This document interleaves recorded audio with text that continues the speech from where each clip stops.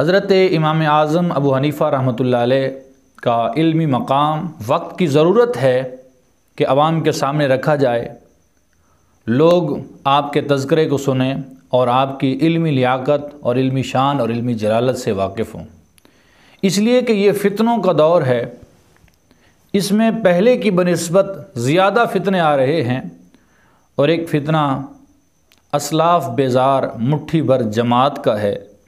جو مجتہدین بالخصوص امام اعظم ابو حنیفہ رحمۃ اللہ علیہ پر انتہائی نازیبا الفاظ کے ساتھ طعن و تشنیع کرتے ہیں، بے سر و پا باتیں وضع کرتے ہیں،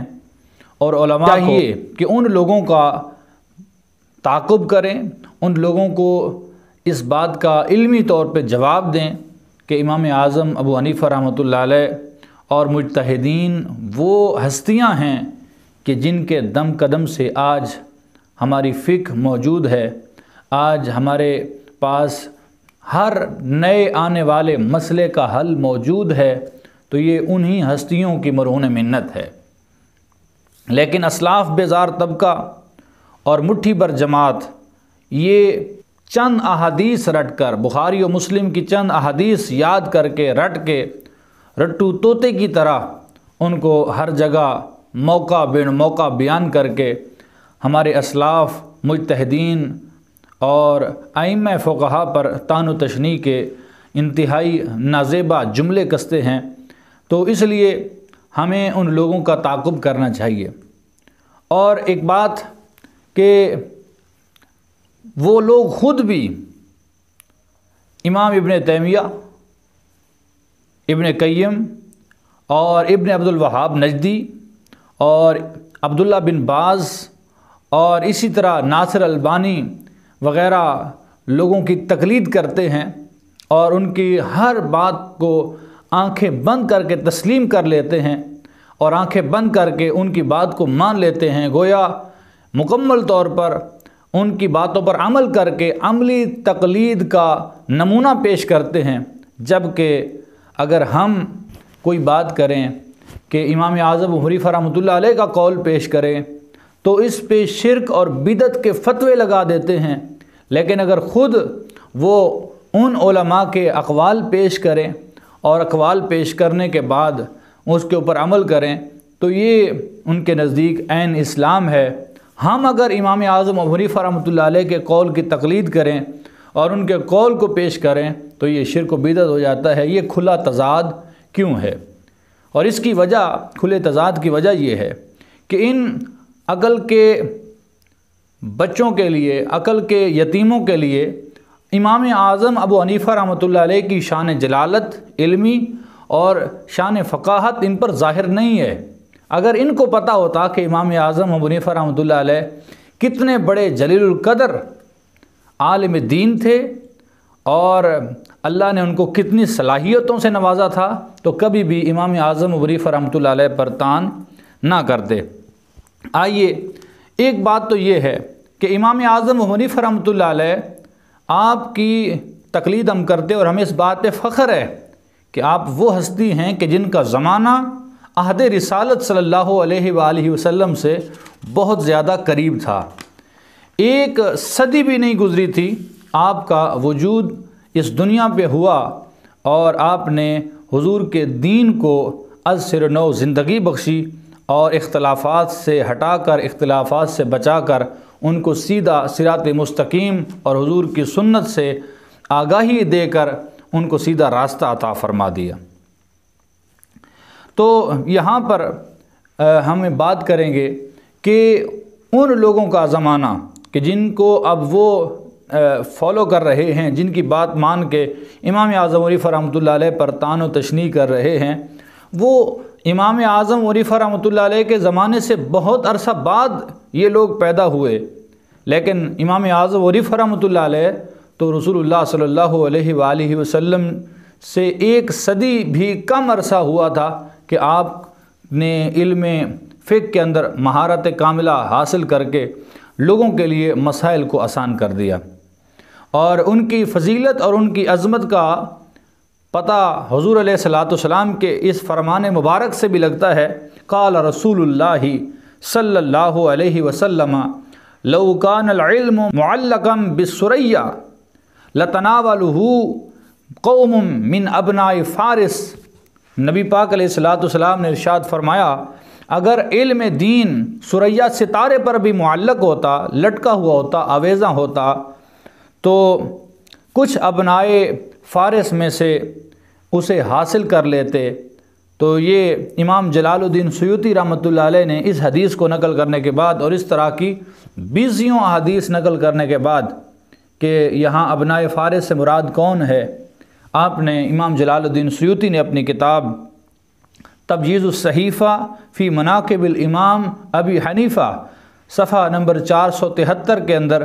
آپ نے بیان کیا ہے کہ ان احادیث مبارکہ سے مراد کوئی اور فارسی نہیں بلکہ حضرت امام اعظم ابو حنیفہ رحمۃ اللہ علیہ کی ذات ہے کہ جنہوں نے حضور علیہ الصلوۃ والسلام کے دین کو حضور کی امت کے لیے آسان کر دیا، قرآن سے احادیث سے مسائل کا استنباط کر کے بالکل نچوڑ کر کے رکھ دیا۔ فرمایا یہ فرض ہے، یہ واجب ہے، یہ سنت ہے، یہ سنت مؤکدہ ہے، یہ غیر مؤکدہ ہے، یہ نفل ہے، یہ مستحب ہے، یہ امر مباح ہے، یہ مندوب ہے، اور یہ حرام ہے، یہ مکروہ تحریمی ہے، یہ مکروہ تنزیہی ہے۔ یہ تمام تر مسائل لوگوں کی آسانی کے لیے جو کھول کھول کے رکھے ہیں یہ امام اعظم ابو حنیفہ رحمۃ اللہ علیہ نے، اور اس لیے لہٰذا اس حدیث مبارک سے مراد ابنائے فارس میں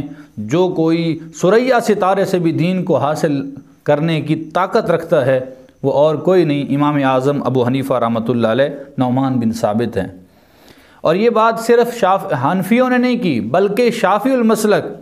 حضرت علامہ ابن حجر مکی شافعی رحمۃ اللہ علیہ نے اپنی کتاب الحسان کے اندر الخیرات الحسان کے اندر بھی یہی بات کی ہے۔ وہ فرماتے ہیں فیہ معجزۃ ظاہرۃ للنبی صلی اللہ علیہ وسلم حیث اخبر بما سیقع۔ فرمایا کہ نبی کریم علیہ الصلوۃ والسلام کا یہ کھلا ہوا معجزہ ہے کہ آئندہ ہونے والی بات حضور علیہ الصلوۃ والسلام نے پہلے فرما دی۔ فرمایا فارسیوں میں سے ایک ایسا آدمی ہوگا کہ جو ثریا ستارے کو اگر دین وہاں پر پہنچا ہوا ہوگا تو وہاں سے بھی دین لا کر لوگوں کے لیے آسان فرما دے گا۔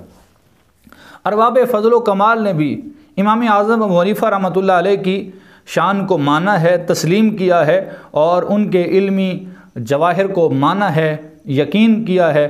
حضرت امام شافعی رحمۃ اللہ علیہ نے آپ نے کیا فرمایا سنیے، فرمایا الناس فی الفقہ عیال علی ابی حنیفہ۔ فرمایا لوگ فقہ کے معاملے میں، دین کو سمجھنے کے معاملے میں امام اعظم ابو حنیفہ رحمۃ اللہ علیہ کے محتاج ہیں۔ اسی طریقے سے آپ نے یہ بھی فرمایا من اراد ان یعرف الفقہ، جو شخص فقہ کو جاننے کا ارادہ رکھتا ہے فلیلزم ابا حنیفہ و اصحابہ۔ فرمایا کہ وہ امام اعظم ابو حنیفہ رحمۃ اللہ علیہ اور آپ کے شاگردوں کو، آپ کے اصحاب کو لازم پکڑ لے، کیونکہ ان کے بغیر علم فقہ کوئی حاصل کر سکتا نہیں۔ تو آج جو لوگ اعتراض کرتے ہیں امام اعظم ابو حنیفہ رحمۃ اللہ علیہ پر، تو وہ بھی بہت سارے مقامات پر جب ان کو کہیں سے کوئی بات نہ ملے تو وہ حضرت امام اعظم ابو حنیفہ رحمۃ اللہ علیہ کے بتائے ہوئے اصول کے مطابق وہ بھی مسئلہ بتاتے ہیں۔ اس کی کئی مثالیں ہیں، انشاءاللہ پھر کبھی موقع ملا تو ہم اس کو بیان کریں گے کہ کہاں کہاں پر ظاہراً تو حضرت امام اعظم ابو حنیفہ کو برا بھلا کہتے ہیں، لیکن جب کہیں سے کوئی مسئلہ نہ ملے تو پھر حضرت امام اعظم ابو حنیفہ رحمۃ اللہ علیہ کے اصول سے ہی مسئلے کو اخذ کرتے ہیں۔ حضرت فضیل بن عیاض رحمۃ اللہ علیہ فرماتے ہیں امام اعظم ابو حنیفہ رحمۃ اللہ علیہ کی جلالت شان کے لیے یہی کافی ہے کہ وہ مشہور فقیہ ہیں، متقی ہیں اور پرہیزگار ہیں، صاحب تقوی اور صاحب ورع ہیں۔